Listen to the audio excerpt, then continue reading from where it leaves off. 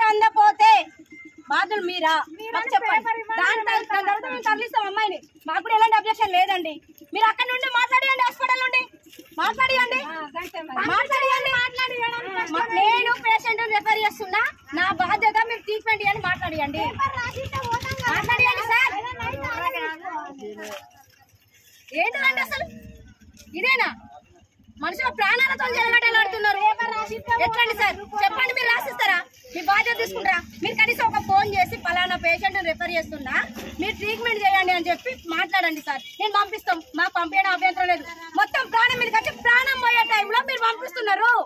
ఇది విషయం, ఇది కన్ఫర్మ్. ఆమెకు ఎవరు గ్యారంటీ? ఆమె ప్రాణానికి ఎవరు గ్యారంటీ అండి? ట్రీట్మెంట్ చేసింది మీరు, ఆపరేషన్ చేసింది మీరు.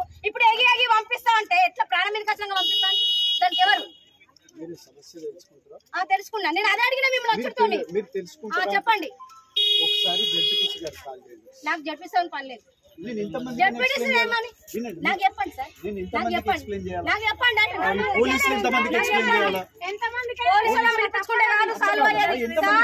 మేము సమాధానం అడుగుతున్నాం, నీ దగ్గర ఉంది కదా చెప్పండి. దానికి ఆన్సర్ మీరు చేయండి. ఆయన చెప్పమని అంటున్నాం బ్రదర్. మేము చెప్పండి.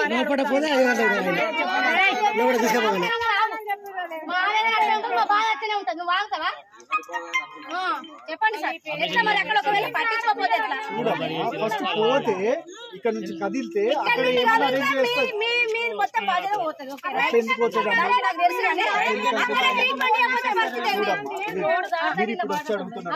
అడగకుంటే ఎంతో మంది పేషెంట్లకు పై హాస్పిటల్ ఫోన్ చేసి సూపరింటెండెంట్ ఫోన్ చేసి అరేంజ్ చేసి మీరు చెప్తేనే మీరు చేయండి, చేస్తామమ్మా. మీరు చేయండి, అరేంజ్ చేయండి. మేము పంపిస్తాం.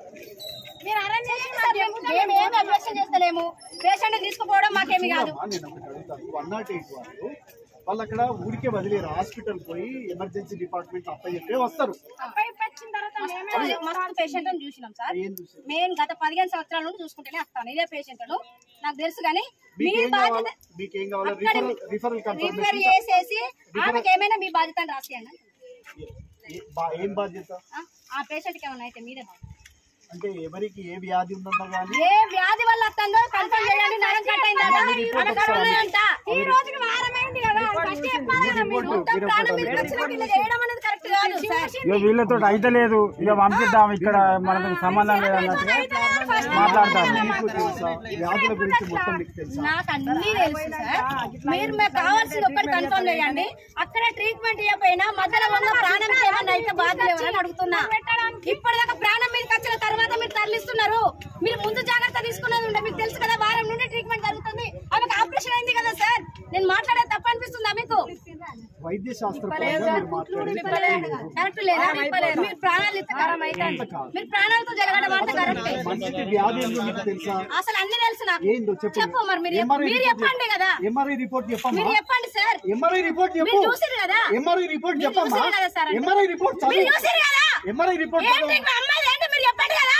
చెప్పండి. ఎంఆర్ఐ రిపోర్ట్ అన్ని తెలుసు కదా. ఎంఆర్ఐ రిపోర్ట్ చదువు. ఎంఆర్ఐ రిపోర్ట్ చదువమ్మా. నీకు తెలిసినట్టున్నావు కదా. అవును సార్. మరి ఆమె అక్కడికి పోతే పట్టించుకోకపోతే ఎట్లా? ఆమెకి ఏమైనా అయితే ఎట్లా అండి? అంత కాదమ్మా, నువ్వు వచ్చి అరవడం కాదు. ఇక్కడ ఎవరు వస్తున్నారు? మీకు అలసినట్టు వినబడుతుందా సార్? అందరు చూస్తలేరు. చూస్తున్నారు. మీరు చేసింది చూస్తున్నారు, నేను మాట్లాడింది చూస్తున్నారు. ఆల్రెడీ రికార్డ్ అవుతుంది.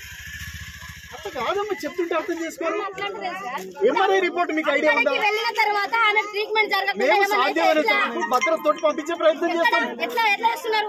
ఈ రోజు మొత్తం ప్రాణం మీద ఖర్చు బయటకు వచ్చినాక చేయడం కాదు సార్. కరెక్ట్ మాట్లాడితే ఎట్లా మాట్లాడతారు మీరు?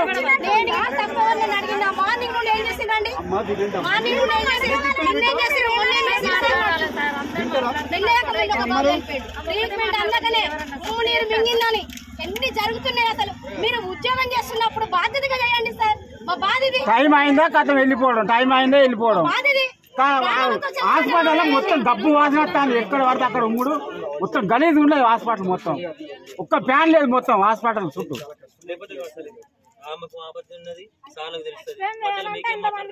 ఎందుకు మాట్లాడాం సార్? పెద్ద మనుషులతో ఏమని మాట్లాడింది సార్? ఇప్పుడు ఆమె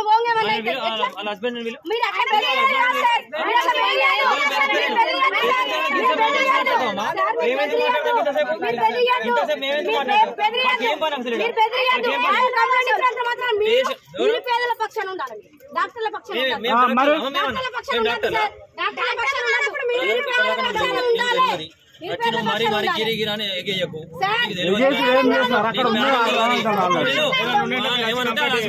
డాక్టర్ మాట్లాడతారు, మీకేమో బాధ లేదు ఇక్కడ. ఇప్పటిదాకా మాట్లాడిన ఎడిపోయినా సార్, చేతులు కట్టుకున్నావా? వాళ్ళ భర్త ఓకే సరే అన్న అరేంజ్ చేసింది. ఇప్పుడు ఇద్దరు ముగ్గురు రాగానే మళ్ళీ వాళ్ళకి ఏం తెలుస్తుంది సార్? ఇప్పటిదాకా పెద్ద మనిషి వచ్చి మాట్లాడినంటే మీరు ఇప్పుడు నీ ప్రాబ్లం ఏంటి? నీ ప్రాబ్లం ఏంటి? అక్కడ ఏమన్నా జరిగితే పోనీ అక్క అంతవరకు నువ్వు ఇక్కడ నుంచి పోనీవు అంతేనా? చలో సార్ అతను బెదిరించి కాదమ్మా, పేషెంట్ కాకపోతున్నది, నీకు కాకపోతే పేషెంట్ కాకపోతున్నది, పేషెంట్ కాకపోతున్నది ఇక్కడ. ప్రాణం నుంచి వచ్చిన మళ్ళీ పంపిస్తారు. ఒకటి నేను చెప్పాను, కరోనా టైంలో బాగుంటే ఎక్కడికి వెళ్ళు? గాంధీ హాస్పిటల్ వెళ్ళు. అక్కడ ఎంతమంది ప్రైవేట్ హాస్పిటల్ బతికిలా, గవర్నమెంట్ బతికిలా? వందల మంది చనిపోయారు. గాంధీ హాస్పిటల్ బతికిలు ఏం మాట్లాడతాం తెలియదు, తెలుసుకొని మాట్లాడు. గౌట బతికిలు ఇక్కడ లేకపోతే రిఫర్ చేస్తారు. ఇక్కడ రిఫరెల్ ఇస్తారు,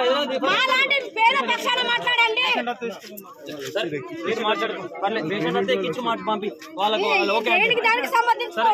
పేషెంట్ వాళ్ళకి ఓకే అయితే ఎక్కిచ్చేసేయి, బయట వాళ్ళతో పని లేదు. బ్రదర్ పేషెంట్ వాళ్ళకి ఓకే అంటే వాళ్ళతో రాయించుకొని ఎక్కిచ్చేసే బండి, బయట అలాగే మాట్లాడతారు. మా కూడా మేము వెళ్ళడం చూపిస్తాను, చూపిస్తాను.